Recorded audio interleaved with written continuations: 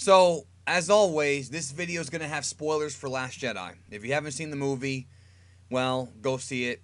I'm not even going to warn you past that, alright? So, Rey is a Mary Sue. Now, I hate that term Mary Sue. I really do. And after Force Awakens, one of the big criticisms of that movie was that Rey was a Mary Sue. And for those who don't know what a Mary Sue is, it's a character that essentially is not just overpowered, but also over intelligent. A character who pretty much doesn't sell, for lack of a better term. Somebody who's just perfect in every way. Now, when people saw Force Awakens and they said that she was a Mary Sue, I vehemently disagreed. I completely disagree with that. I did not think that Rey was a Mary Sue in that movie. The whole theme of that movie is The Force Awakens. And in the very first, act, the very beginning of The Last Jedi, she tells Luke Skywalker that something's awakened inside of me. And I don't know what it is and I'm scared. That's great. Like, I'm digging it right now. Like, the Force awakened inside of her and made her powerful. And as the film progresses, we then find out later on in The Last Jedi that Snoke, and this is kind of confusing, but I had to watch it a couple times to really figure this out. As Kylo Ren's power grew, the Force made Rey, for some reason, equally powerful, or at least powerful enough to stop him. Right? That's why he says darkness rises and light to meet it. So he thought that Luke Skywalker was going to be that guy, like sort of the polar opposite to Kylo Ren, but no, it was actually Rey. So he explains that the Force is making her more and more and more powerful. Now, in theory, this is not a terrible idea, and the idea behind having, the Force sort of balance itself out is kind of cool. It's kind of a cool little yin and yang concept. And the idea of Rey coming from nothing and being something is, to me, a great idea. And that's one thing that I think folks are misinterpreting about the criticisms about this movie. People are like, well, people are pissed because Rey had no parentage, and that's not what they wanted. Well, first of all, the first film, Force Awakens, really hammered home that there's something about this girl with several characters. Leia, Han Solo, Kylo Ren even is like, what girl? And in fact, in the novelization of the film, when she catches the lightsaber, Kylo Ren says, so it is you. So they know each other. But then in Last Jedi, they don't know anything about each other until until they met. Because Rian Johnson ignored what Force Awakens built up. And I'll give you another one. In the original screenplay for Force Awakens, in the original screenplay written by J.J. Abrams, it states that Luke Skywalker stared upon her with a strange familiarity. So the story that J.J. Abrams was trying to tell is that she is somebody, but we don't know who she is. Now, the idea of anybody can be a Jedi doesn't have to be, just a Skywalker or a Kenobi. I love that idea, but that's not anything new. I think fans are acting like it's a new thing, but the entire Jedi Order was built on several different people. I mean, the Jedi Order at one time, there were hundreds of them, all from different planets, and it's because they were all Force sensitive. So Rey is a Force sensitive user. That's fine. The idea that Rey could defeat Kylo Ren in battle, even though I know, because I defended this. See, the thing about it, folks, is that I defended this for 2 years, and now I can't defend it anymore because of what Last Jedi did. So she beats Kylo Ren in battle, right, in Force Awakens. A guy who was trained by Luke Skywalker, supposedly trained by Snoke, was able to block Luke in his sleep, according to Last Jedi, beats his ass just by saying the Force, and even though Kylo was injured and his mind wasn't where it was at, obviously going out of the movie, you're thinking she's probably somebody of importance, or she's at least a virgin in the Force. Now, in this movie, Snoke does explain it. He's like, no, the Force has made her powerful. As Kylo Ren grew in power, the Force made her powerful. And it just so happened that she's, from Jakku, and, the Jakku's very important in the story of the books that apparently Rian Johnson doesn't even care about, which I've said several times in several videos. He doesn't care about, and I'm talking about the canon books, the new books, not the old books. Jakku was a creation of J.J. Abrams, and Jakku is supposed to be very important because in the books they state that Emperor Palpatine, that there's something inside of Jakku that was important 1,000 years ago and will be again. That was from Palpatine in the books. That storyline was dropped in Last Jedi. Will they pick it up in Episode 9? I sure hope so, but the problem is that Rey can figure everything out. Rey figured out how to use the lightsaber. She got better and better and better at it. Luke Skywalker barely even trained her. The training was, here's 3 lessons. Lesson 1, this is what the Force is. Lesson 2, touch the rock.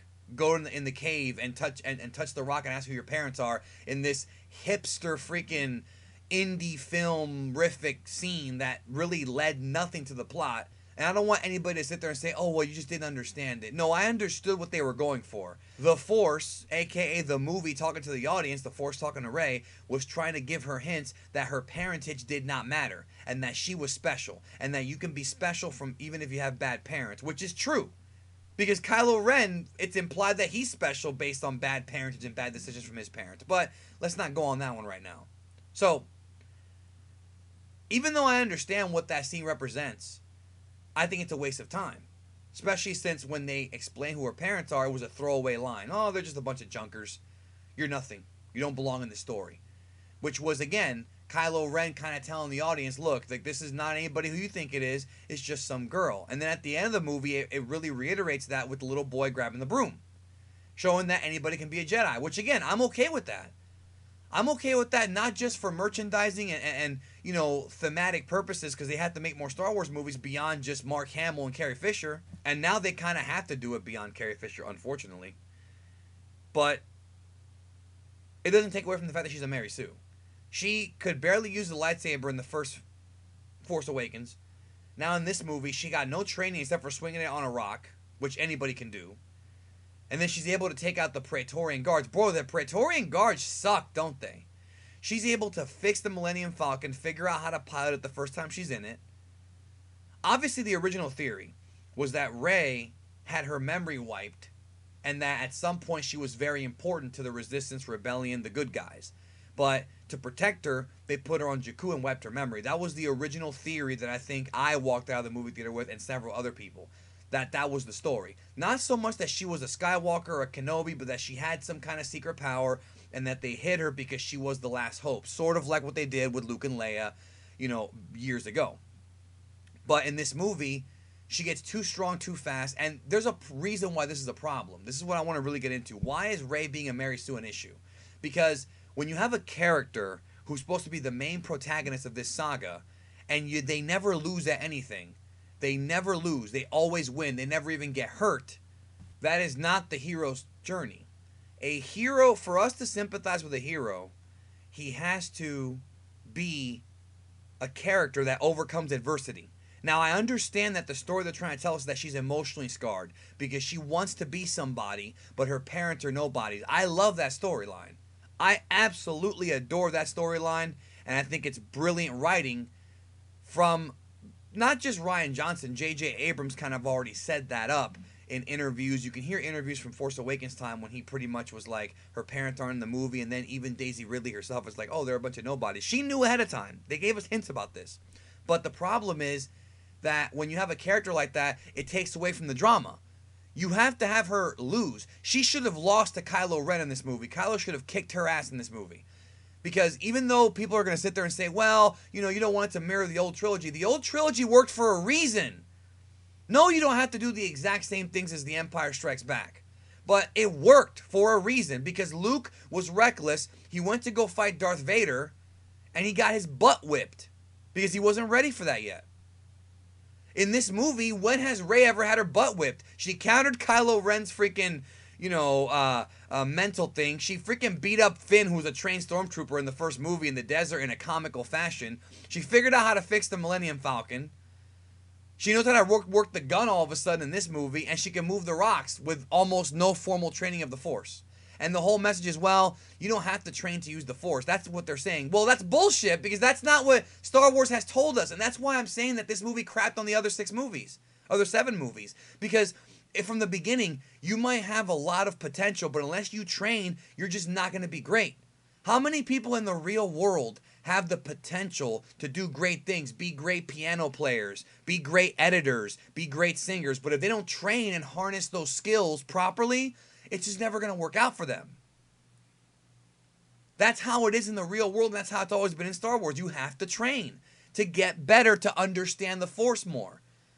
But in this movie, there's no training. Like, if they would have spent time training Rey, I feel like the film would have actually made more sense and taken away from that Mary Sue-ness. Not just that, but when Snoke connects their mind, it's pretty much implied that she has a stronger connection with the Force because Kylo Ren's like, oh, well, can you see my surroundings? I can't see yours. So it's like she's better in the Force than he is. Like, I understand the explanation, but it still makes her a Mary Sue, and it makes her a character that people can't sympathize with. Because, you know, she needs to lose. So going into Episode 9, what's going to happen? Is she going to lose to Kylo in the first act and beat him in the last one? We know that Kylo's going to die in Episode 9. I mean, unless they actually go with Reylo, which at this point I think would be a mistake, I think he's going to die at the end of the movie. And Rey's probably going to be the one to take him out. Or maybe they both die. I don't really know. We'll find out in 2 years. But the issue I had is that you can't relate with Rey at all. You can relate with her to a degree. Emotionally, you can. Because of what happened with her parentage. But the reason why the hero's quest works is because heroes have to suffer a little bit. You know, Rocky Balboa didn't win in the first movie. He went the limit, but he lost. And then he won in Rocky 2. Then in Rocky 3, he lost early in the film and won at the end of it. Which they could still do with Rey. And then you have, you know, The Dark Knight Rises. Not a perfect movie, but Batman loses to Bane, wins the rematch. You gotta have it to where Kylo Ren is a threatening villain. And I love Kylo Ren. He's probably the only character in this saga that I still have a real deep investment for going into Episode 9. I love that character, but if he's just this bumbling, you know, young emo teen who hasn't learned anything, who hasn't become as powerful as Snoke or Darth Vader or any of these guys, he just, you know, he had trouble with the freaking Praetorian Guards. You would think that he'd be so strong in the Force, he can just knock them off the freaking ship. He didn't even do that.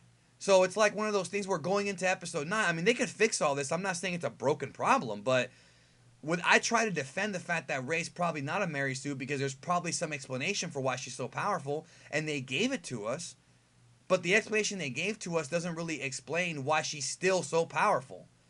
And I was kind of hoping that when she trained with Luke, and again, this is just me now, this is just kind of what I wanted, right? Not really a criticism of the film, even though some will see it as that.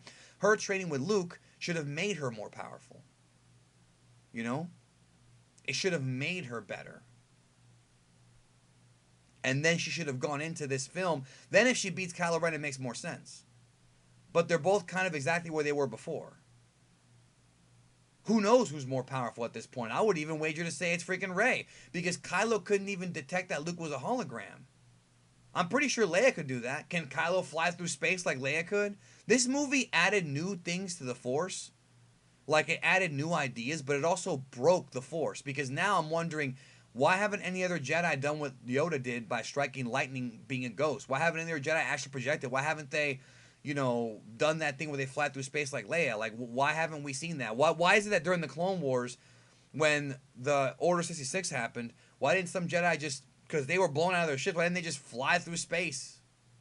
Like, it's like he broke the movie trying to be cute, which is what I've been saying from the beginning. This movie tried so hard to be cute and different when you can be different, but you have to think about your decisions before you think about them, before you actually make them.